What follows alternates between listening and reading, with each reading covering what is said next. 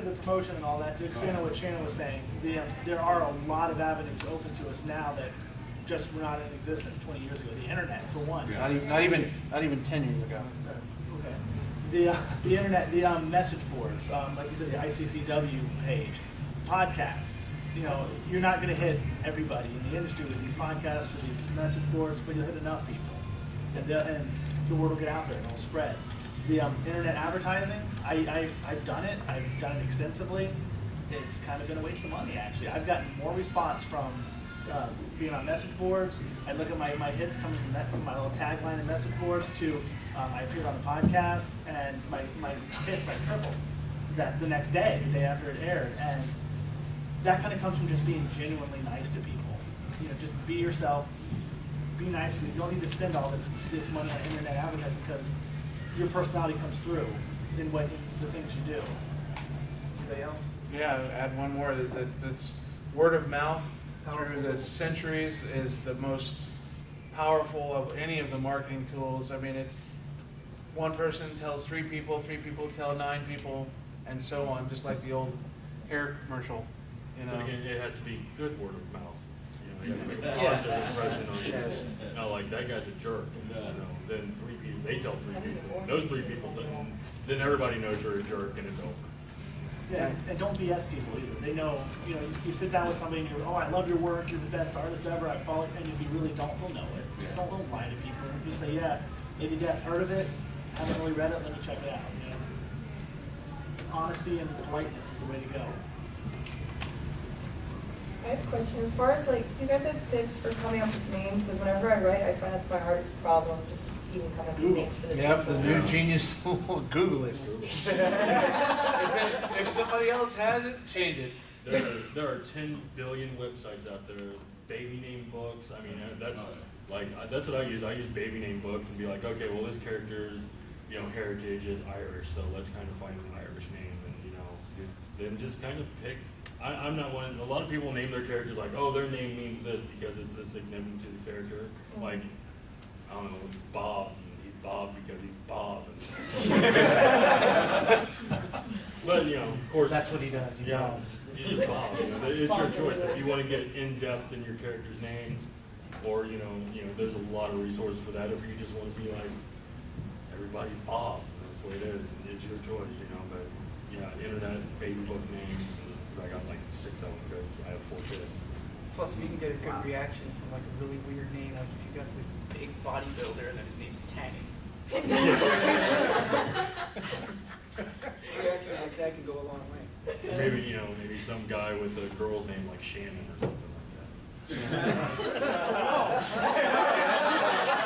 Sorry, I didn't see you over there, right? It's at school, man. One thing that I did when I was looking for names, watch a movie, credits roll, pause the credit screen, pick the last name from the guy at the top, the first name from the guy at the bottom. Good idea. I always like reading the credits. And it's run again, pause it again, I was gonna say it's really names of particular characters. It's the difficult thing sometimes is more like how do you title your book? That too, yeah. And that you're going to run into a lot of duplication.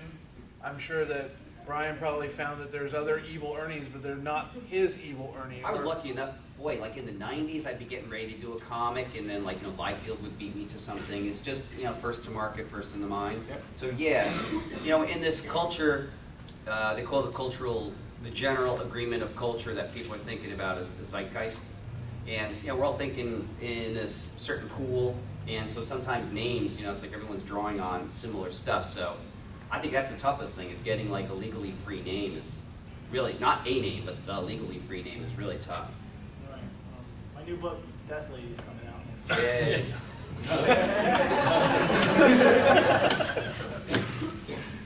Okay. So now, when you get your book out, you're going to go to cons. You're going to try to sell your book. And you're going to try to. I assume you want to try to get it in the stores or go through maybe the previews catalog. Does everybody know what the previews catalog is? Show of hands. Do you know what the? Okay, show of hands who do not. Okay. Wow. Okay. Previews catalog is kind of, I don't want to say the Bible of the industry, but all the major. Sadly. Sorry? Sadly, it's Sadly. become that It's way. the dark Bible of the industry. Yes. actually. The previous company, back in the 90s, I'm sure Brian remembers this. Back in the 90s, there were 13 distributors of comic books, 3 nationals, 10 regionals, and they all got consolidated effectively down to one, Diamond Comic Distribution, who makes up, at this point, something like 90% of the marketplace. Right. Yeah. And they're The other one distributors. was Capital, which Marvel bought to distribute their own distributorship. Yep, and there was Heroes, which was Right. Northeast Regional, and there's great ones like regionals like Friendly Franks. But yeah, so Diamond is the major comics distributor, and he'll tell you more about the submission system. Because you actually have to submit your material for their approval to consider carrying it. Which you used to not have to. Yeah, I did. When I went to submit Arthur Legend Continues, because in 2008, I had the first issue ready. I was good to go. I was set. You call them up. They give you this one guy who's going to be your only gateway into Diamond. And so I'm talking. He's a regional, whatever his job is. Brand managers and stuff, right? Brand manager, yeah. So I'm talking to this guy, and he's like, okay, we need to have. Well, he told me I need to have the 3 issues ready to go. Just finish the first one. You have to have just give you a rough of the second issue and a script and some artwork from the 3rd issue to prove you're going to have the 3rd issue out in a monthly schedule. So I'm like, okay, so I'm working on that. It's costing me a fortune. I'm going back and forth to this guy on the phone. I have to send him all my paperwork, and then one day I get a letter. Sorry, your book didn't make it in. That's pretty much it. And of course, I was 3 months late getting the book out because I was going to go through previews, get my book in every comic shop in the country. It just didn't happen, and it's just this one guy's. Whoever, I think they have a review board, like 3 guys or something. It's like whoever gets your book that day, if they don't like it. Well, here's the thing. Let me give you guys some relief and some more bluntness. Diamond Comic Distribution is a distributor whose function is they make money on pennies, nickels, and dimes, Right. transporting things On volume. in volume. So what they're looking at is, at a given product, is do they believe that it can consistently generate a purchase order of a certain amount of money? And that's their criteria. Their bread and butter company is DC Comics. It's actually not Marvel, it's DC Comics. They know that there's a consistent amount of volume that's going to go through there that'll help them cover their very considerable overhead costs through their distribution centers. So when they're looking at you, it's pretty empirical. They're like, does this have a marketplace? Can it be sold? Are the people involved are going to show a degree of consistency? So I know it sounds sort of draconian and it's kind of brutal, but I think the best way to relate to Diamond, like, I hear like, they're the Antichrist, they're that. But I've done this 19 years and I didn't express a negative opinion of Diamond. I just think that they are the barometer. Deal with it. They don't have to deal with you. You have to deal with them. You have to adjust to them. There's no us adjusting to them. So I don't mean to be a jerk on that one, but how I try to inform myself, like a couple years ago, they changed how they purchase certain things like collectibles.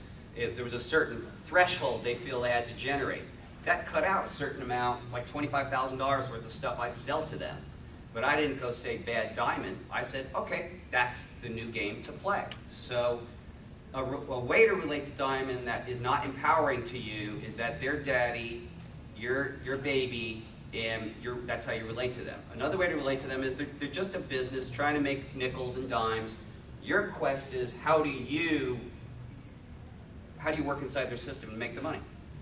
But even if you get your book in previews, you got to see how many books are in previews that don't even get picked up. I mean, it's loaded with books. Yeah, if you ever actually see the catalog, the first half of the catalog are your big tier publishers. It's a small phone book now. Yeah, it's DC, IDW, Boom Studios, a few big companies, and then the second half of the book is just random, everybody else.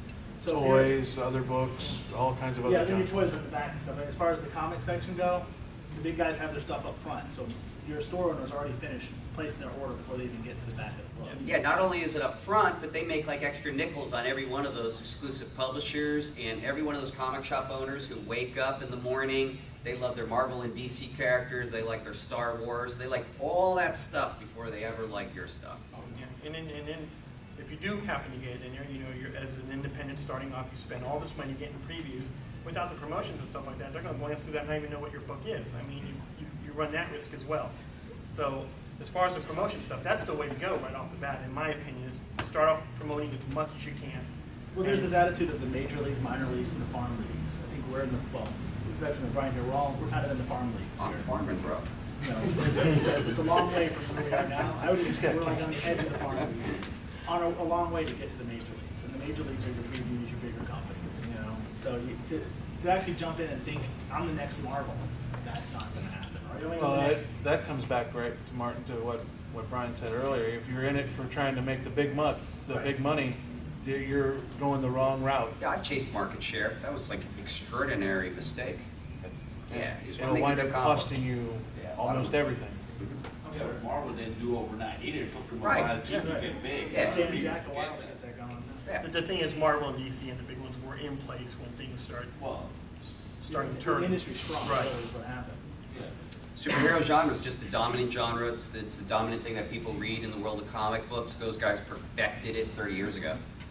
You know, I mean, It goes back to what he said you earlier. can't do Captain New Jersey and think you're going to outsell Captain America. It's just not going to happen. I think the world is everything's possible in the world, but not outselling those guys in that world. And he keeps coming back from the dead. They always come back from the dead. No one dies in comics, thankfully.